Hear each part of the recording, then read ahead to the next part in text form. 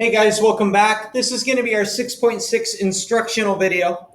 And our goal in this video is twofold. We're going to do two things. We're going to figure out how to write an equation of a trend line, and we are going to figure out how to tell how accurate of a predictor that trend line is.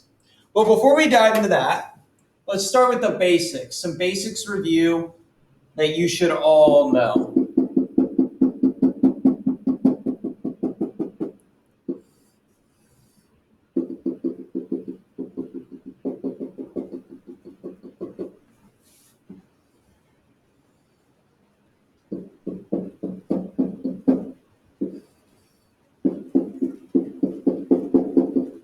So as I've drawn these on the board, hopefully what you recognize is that these are all various forms of scatter plots. Okay, what are scatter plots? Scatter plots is when we take two variables, one on our x-axis and one on our y-axis, and we compare the two. Okay, a scatter plot is a comparison tool, and it helps us to see the relationship between two things. Okay, now different variables have differing strengths of relationships, right? Some of them have positive relationships, which you can see in this graph here. Maybe this is a graph comparing temperature to the amount of ice cream sales. Okay? As temperature increases, so do ice cream sales. When temperature is low, so are ice cream sales. Other scatter plots may model negative relationships. Okay? What do we mean by negative relationships? Well, this would be as one thing decreases, the other thing increases. Maybe an example of this would be temperature and the amount of snow. The higher the temperature is, the lower the amount of snowfall is. When temperature is lower, snowfall is higher. So scatter plots can depict positive, negative relationships, or sometimes they depict things that have no relationships, right? The speed of the ceiling fan in my room compared to whether it is the amount of rain we receive in a day, okay? This is all over the place, illustrating there is no relationship present. Okay, so scatter plots can display the relationship between two variables. Another thing hopefully you know about scatter plots is on scatter plots we plot what are called trend lines. And a good trend line will be above some of your data and below the other half of your data. Essentially, the trend line runs right through the middle. It quite literally displays the trend of data. In the picture you can see on my screen, the green line would represent the trend line here for the temperature and the ice cream example. The red and the blue line would be bad forms of trend lines. Now, trend lines, when we're making them by hand, are not an exact science, so you may have some wiggle room. Yours might look a little different than mine, and we're going to see that later in the lesson. But broadly speaking, the trend line runs through the middle of the data. Now, what the trend line is used for, one of the reasons the trend line is used, it is used to make, that last one's not great. A trend line is used in part to make predictions about data we don't know. For example, if we look at this graph here in the bottom right, we can see that I have 1, 2, 3, 4, 5, 6, 7, 8 different dots, but none of those dots correspond on the x-axis where I've drawn this red line. Maybe I'm looking at this data and maybe this is a value of 4 and I go, okay, what is the y value going to be in the scatter plot if the x value is 4? Well, we can use the trend line to make that prediction. We would go up to our trend line, we'd put a dot, and we'd say, okay, when x is 4, maybe the y value is 3. We can do this for our other trend lines too. While this one's more filled in, we don't really see, maybe we'll call this, I don't know, maybe we call this 30, not 30, maybe we call this 76 degrees Fahrenheit. And we're looking at amounts of ice cream sales, and we want to see how much ice cream sales should we expect given the trend line in the scatter plot if the temperature is 76, and we could use that trend line to make a prediction. But what hopefully you see is when the trend lines have varying levels of accuracy in making the predictions. If you look at these two different pictures, we can see in the left one that it is going to be a much more accurate predictor, the trend line will be, than it will be in our right scatter plot. Because in our right scatter plot, while the trend line is in fact going through the middle, none of the dots are actually on the trend line. The more data is more spread out. And we're going to talk about that later. But broadly speaking, what you need to understand going into this lesson is what's a scatter plot. Scatter plots can have negative, positive, or no relationship in their comparison of two variables. And that scatter plots, we are often going to draw a trend line. Which leads us to our lesson. What are we going to cover today in 6.6?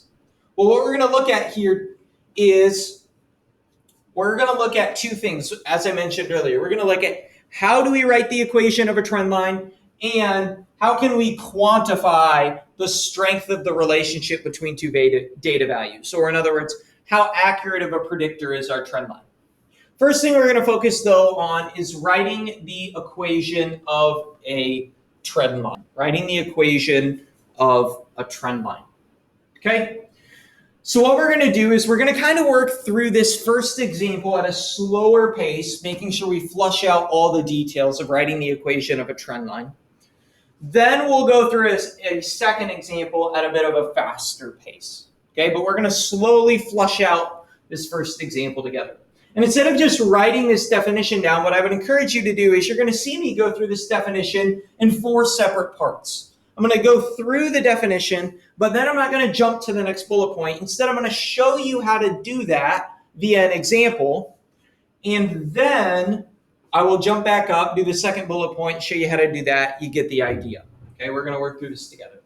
So what are the steps for writing the equation of a trend line, right? That's our goal. We want to create a trend line for a scatter plot. Well, first things first, sometimes we don't even have a scatter plot. We just have a set of data. So we are always going to start by creating a scatter plot. That's the first point. Given the set of data, create a scatter plot. And I have an example to illustrate this. Now, if you need, go ahead and pause the video right now so you can write down that first bullet point and your steps for writing the equation of a trend line.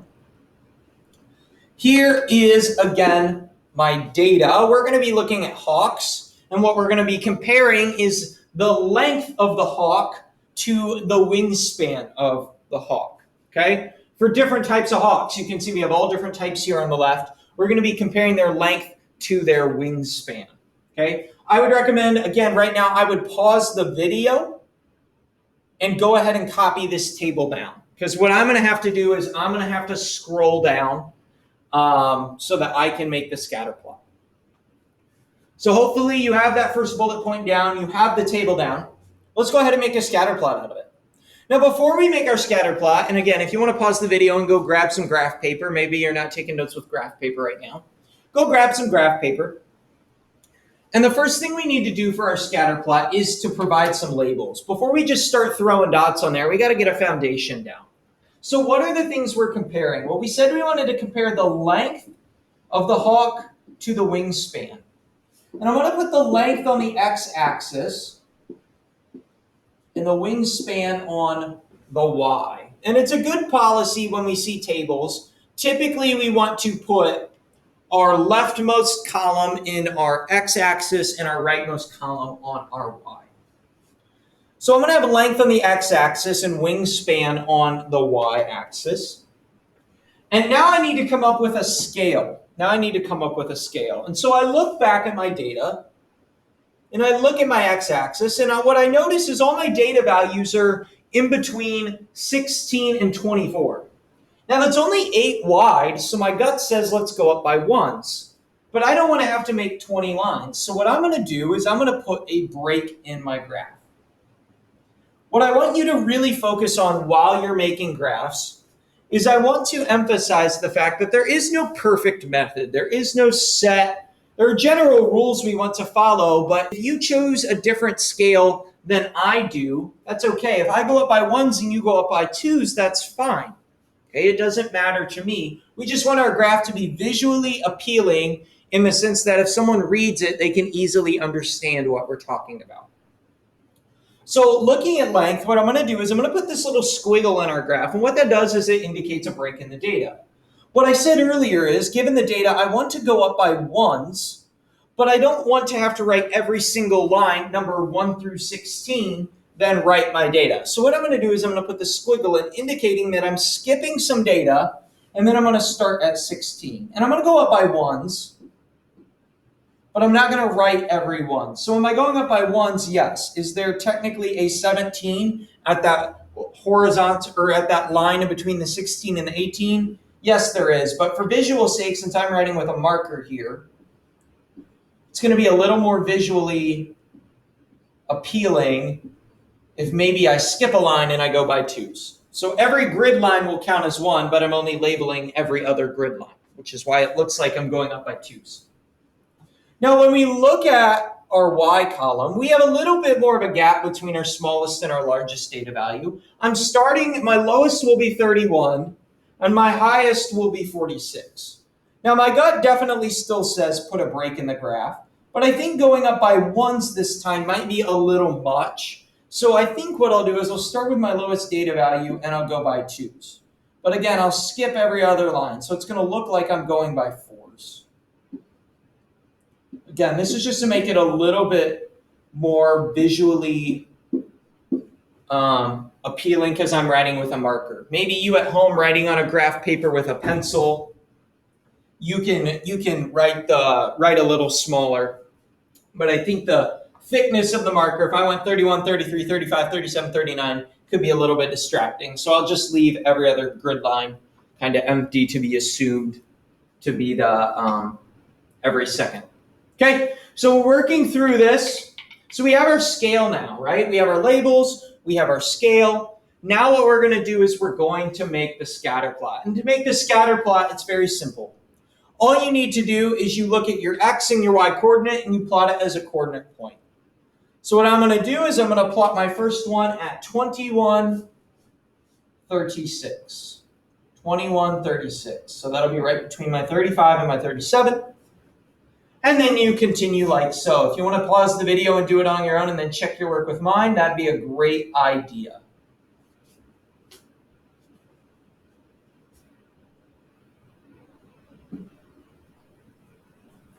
A common mistake that people make, well, not super common, but one you want to avoid certainly is, even though these scatter plot data are not in any sort of chronological order, please do not reorganize them. Don't take your X values and reorganize them least to greatest and then take your Y's and do the same. You're going to mix your data values and that'll kind of mess them up. The pairings need to stay together.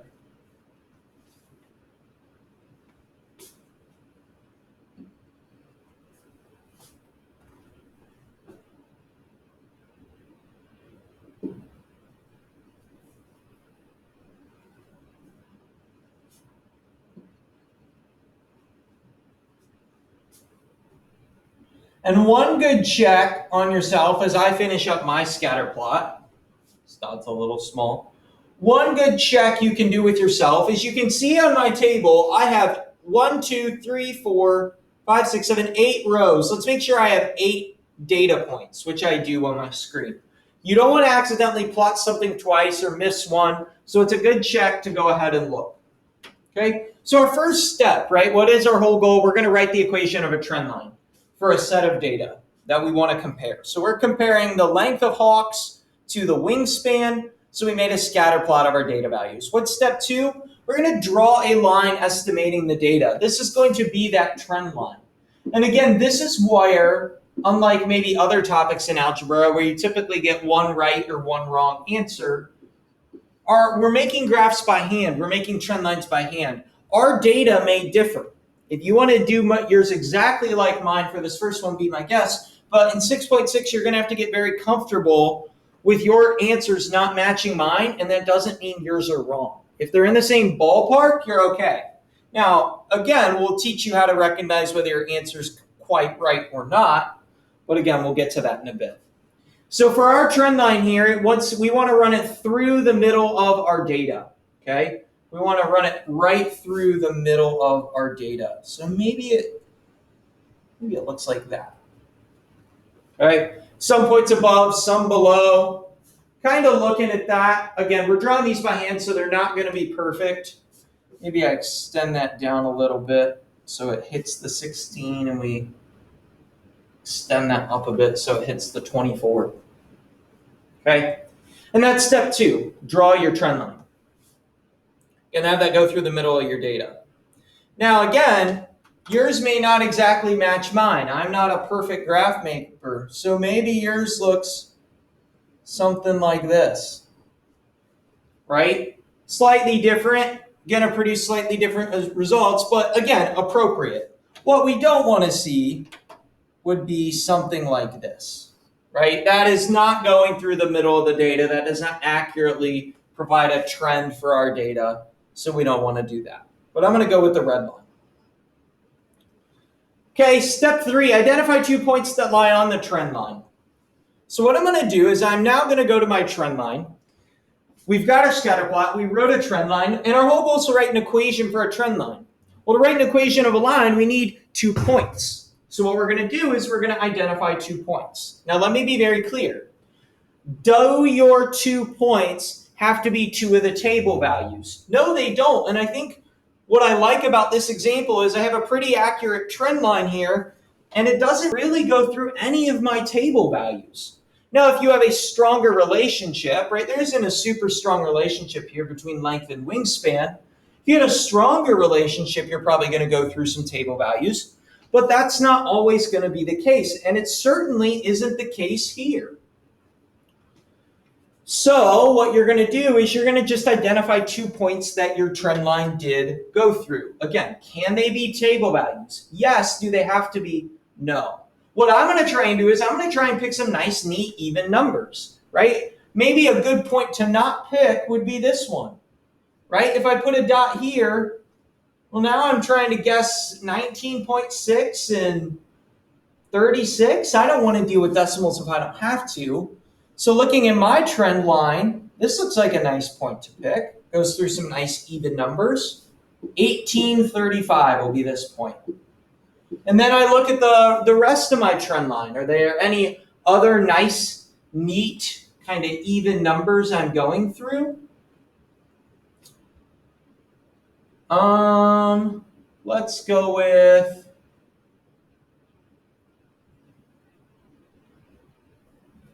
We'll say,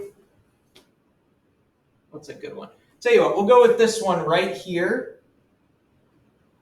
Little bit off kilter. Maybe that's not a good dot. Maybe this is a better dot. Just slightly, ever so slightly off the line, right? Maybe for the sake of argument, we say this is 19.8. If we want to be really exact, and 39.2. Again, if you would label this 20 and 39, I'd be okay with that. Again, maybe your trend line did go through that. I want to make it as accurate as possible. But again, I had one really nice even number, one not so much. Again, you're going to have that when you're making these by hand. Okay? Please don't confuse these 2 steps, though. What I want to emphasize, does your trend line have to go through your table lines or your table values, the blue dots you see for the scatter plot? No, it does not. Can it? Yes, but don't maneuver, don't compromise the accuracy of your trend line to make sure it goes through the table values. Then after you draw your trend line, keyword being after, when you plot, pick 2 dots that your trend line goes through. Try and pick as nice and neat of numbers as possible. So I've made my scatter plot, I drew my trend line, I identified 2 points on the line. Now we can write the equation of the trend line. And we're going to do that by using the 2 points to calculate slope and write the equation of a line. You see why we're doing this at the end of chapter 6 is we've learned all about equations of lines. Hopefully, you remember the 3 forms: slope, intercept, point slope, and standard. What I challenge you to do is go ahead and see if you can write the general form for slope, intercept, point slope, and standard off to the side. If you can, that's a really good place. If not, you got some more studying you need to do. Slope intercept we know is y equals mx plus b. Point slope will be y minus y1 equals m times x minus x1. And standard is going to be ax plus by equals c. Please do not think that slope-intercept is the only form of a linear equation. All of these are. And so when we say, hey, I want to write the equation of a trend line can be in any of these forms and be a line. Now, which one do we want to use? Well, we're going to go with point slope. Why? Because we don't know the intercepts, which are imperative to writing out standard form and slope-intercept form. Instead, we have 2 points. Whenever you have 2 points or a point and a slope, point-slope form's the best way to go. So what do I need to do to write an equation in point-slope form? Well, let's go ahead and write our template. Y minus something equals our slope times x minus our x coordinate of a point. And what I'm going to do is I'm going to pick the nice, neat, easy point. So I'll plug in 35 for the y value and 18 for the x. And then what I'm going to do is I'm going to find the slope. And I'm going to use my knowledge of slope, y2 minus y1 equals m, or y2 minus y1 divided by x2 minus x1 equals m. I'm going to use this formula to calculate the slope of my trend line. When I do that, I get 39.2 minus 35 over 19.8 minus 18. And what I end up with, let me write my answer over here so I got a little bit more space.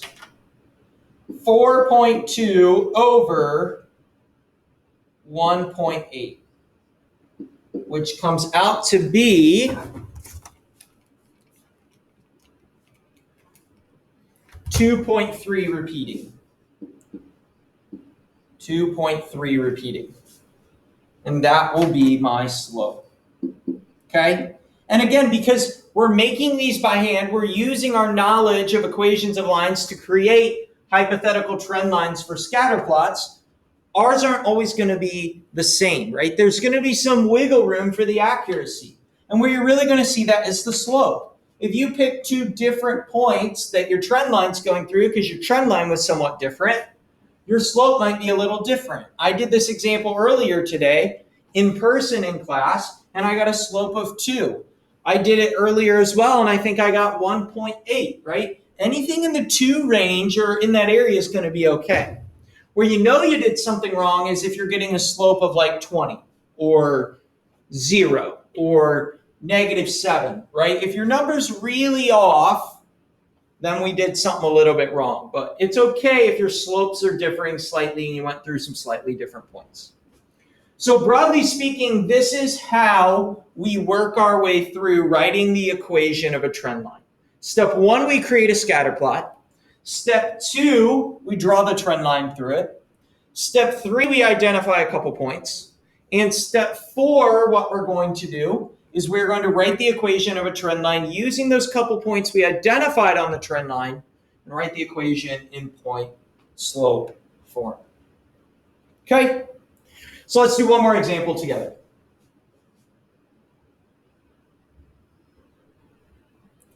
So what we're going to do is here we have a chart comparing the year and dollars. I think this is dollars spent on travel maybe. And so I'm going to move my table down here just a little bit so we can see it. And this one we're going to do a little more fast paced. We're going to follow the same steps. We're going to try and write an equation of a trend line for our data.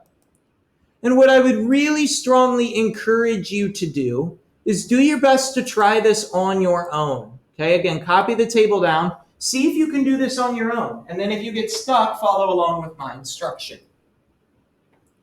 Well, the first thing I'm going to do is I'm going to identify what's my x and what's my y. And in this case, I'm going to want years since it's a time. Time is always the independent variable. Years will be on my x-axis, and I'll have dollars on my y. And then I'll go ahead and look at my scale. For years, what I'm seeing is we're moving in 1993, 1994, 1995, all the way up to the year 2000. So ones seem to make sense as a scale. But again, we're not starting at year 0 and making 2,000 little lines going by ones. No, we're going to make a little break in our graph. and then just start at 1993.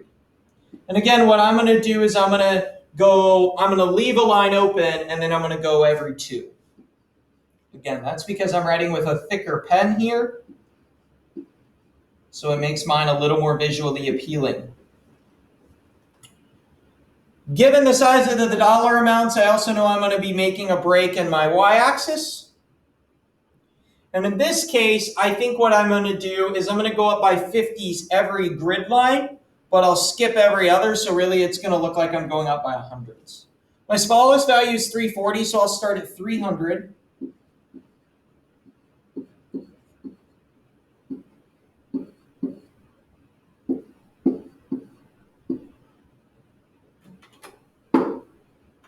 And we have our scale. Again, if your scale's a little bit different than mine, when you pause the video, if you said, hey, I made my scale go up by 50s every other line, or I had some more graph paper, so I spaced mine out a little more. Maybe you went by 75s, 100s. Your scales are allowed to be different. It's okay. Your scales are allowed to be different. Just use what makes sense. So now I'm going to plot my data values. And the nice thing is I know my data goes in chronological order. That certainly won't always happen, as we saw in the last example. So my first stop will be at 93 and 340. And then we're just going to kind of go from there.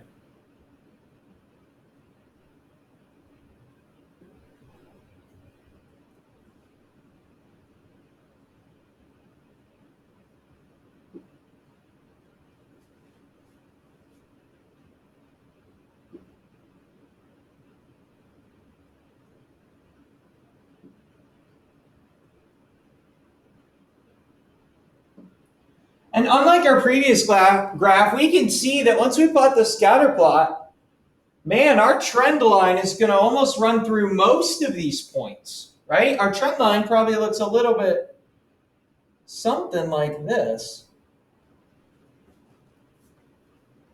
Maybe a little more flattened out, maybe. But again, it's going to go through a lot of these points, right? The above some, below some. But because they're almost already in a line themselves, our trend line will go through them. Okay, our trend line will go through them.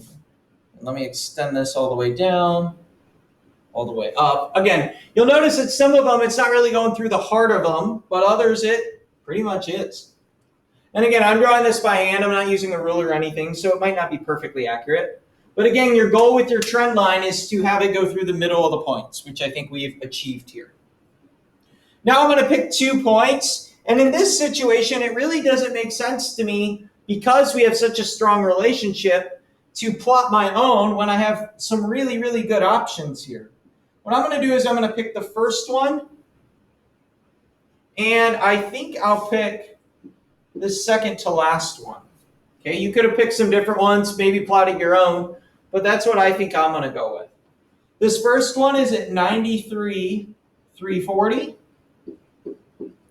And the second one is at 527, or 99, 527. So again, step 1, plot your dots, make your scatter plot. Step 2, draw your trend line. Step 3, pick 2 points on that line. In the previous example you saw, I added in my own points that fit the trend line. In this case, I didn't have to do that because I had some good ones that the trend line was already going through. But again, let your trend line inform whether you use the points from the table or not. Don't try and draw your trend line through the table points. Okay, we want that trend line to be right down the heart of it, whether it hits our table values or not. So now what I'm going to do is I'm going to write an equation in point slope form. And I'll set up my little template here. Well, I need a point and a slope, so I will use my 340. And my 93 is my point. Got to find the slope. That'll be 527 minus 340 over 99 minus 93. When I do that, 527 minus 340, I get 187 divided by 6, and 187 divided by 6 is 31.8. 31.17. So 31.17 will be my slope. And this is my equation of a trend line. Do you have to turn this into point slope or slope intercept form or standard form? No, I did not ask you to do that. Please remember, point slope is a valid equation of a line. Now on the test, am I going to ask you to switch between forms? Absolutely. But that doesn't mean if I don't ask you to do it, you don't have to go ahead and switch this into slope intercept. So that's how we write the equation of a trend line. Now let's cover the second topic. How accurate is that trend line? How do we tell the strength of the relationship in a quantifiable manner? Well, what we're going to do is we are going to look at the correlation coefficient. As you can see, when we make trend lines by hand, there can be some differences and questions of accuracy. Your trend line drawn by hand might be a little bit different than mine, which means it's going through different points that we identify on our trend line, which means our equations of lines are going to be slightly different. Now, what you have to understand is that the most accurate trend line, the one that we can find using computers and calculators and all that jazz, is the line of best fit. Now, that's more of a statistics concept. We're not really going to cover that in Algebra 1, how to calculate the line of best fit. But if you want to learn about it more, you can take stats. For us, though, we just need to understand that the line of best fit is the most accurate trend line. Okay?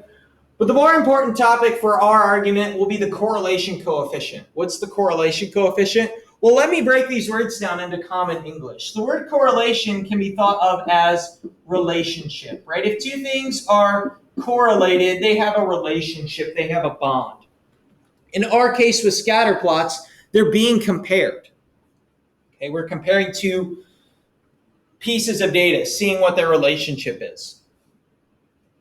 The other thing, the word coefficient, hopefully when you hear coefficient, you think of maybe an algebraic expression like 2x, where x is the variable and 2 is the coefficient. So a coefficient is just a number.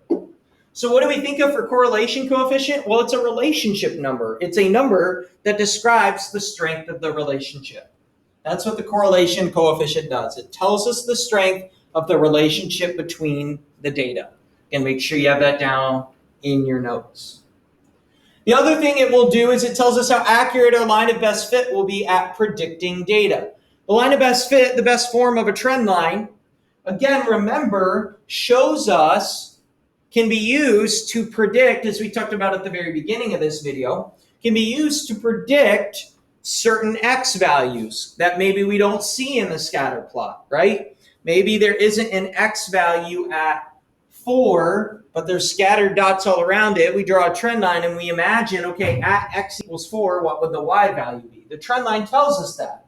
But again, we saw earlier, if there's a strong relationship, that trend line will be super accurate. That line of best fit will be super accurate at predicting. However, if we have a really scattered plot, if the data is really spread out, that trend line won't be super accurate at predicting. So not only does the correlation coefficient tell us the strength of the relationship between the data, it also can give us a picture of how accurate our line of best fit will be at predicting data. Now, practically speaking, R is always between -1 and 1, and maybe it's best to look at it as an inequality. R itself, the correlation coefficient, is always a number between -1 and 1. So let's talk about what classifies a number where. Well, when we see a very, very strong negative relationship, and I'm going to draw this funky equal sign, it means about in math. We would say a graph like this has about a correlation coefficient of -1. If the correlation coefficient was actually -1, the scatter plot would create a direct straight line. That very rarely happens, but what this indicates is we have a very strong negative relationship. A correlation coefficient close to -1 indicates a very strong negative relationship. On the other hand, a very strong positive correlation will be about 1. Very strong positive will be about 1. And then you hopefully have guessed it, the middle ground is when there is absolutely no correlation. Your data is just all over the place. You can't even tell if it looks like a positive or a negative line. This would be a weak correlation, and we would say the correlation coefficient is about 0. Okay? So hopefully what you can see is it's a spectrum. It's a spectrum. Maybe this will help. On this end, we have 1. This is very strong positive. On this end, we have very strong negative, right? And that's at -1. In the middle, we have absolutely no correlation, and that's incredibly weak. And so hopefully you can see this acts as a spectrum. Okay, so maybe a moderately strong correlation would fall in here at about 0.5 or 0.6 or 0.4. Maybe a weak negative correlation falls at -0.2. Maybe a fairly strong negative correlation falls in here at -0.8. Hopefully you get the idea. You are not going to be asked to calculate the correlation coefficient. Again, that's a little advanced for our class, but you'll cover it in statistics one day. Rather, we just want to be able to roughly guesstimate make an educated guess as to what the correlation coefficient will be. So let's do that for our example below. We made this scatter plot. We drew a trend line. We wrote an equation of a trend line. Now let's see if we can identify roughly what the correlation coefficient would be. So let's determine which R value is the most accurate. We have 0.278, -0.996, 0.723, and 0.996. Which correlation coefficient best describes our data? Well, when I'm looking at this, what I automatically notice is our data is trending in a positive direction, and it looks fairly strong. So what I can automatically rule out is I know it's not a weak correlation, right? 0.27 would be a moderately weak correlation, probably more toward the weak side. And so even though we have a positive line, we don't have a weak correlation. Now, even though -0.996 would indicate a strong correlation, right? The number is close to 1, it is negative, which would indicate the line moving in a negative manner. And that we don't have that in this case. Our line looks to be more of a positive slope. So we're left with 0.723 and 0.996. I would classify 0.723 as a moderately strong, and 0.996 is it's almost a line. So which would we go with in this case? Well, really our data almost looks like it's on the line. Our trend line's hitting more points than it isn't. So I would say 0.996 is the way to go. 0.723, we would just see a little bit more spaced out data. Guys, I hope you found this helpful. I hope you can walk away knowing how to write the equation of a trend line and how to identify the strength of the relationship, the correlation between data. If you have questions, let me know how I can help.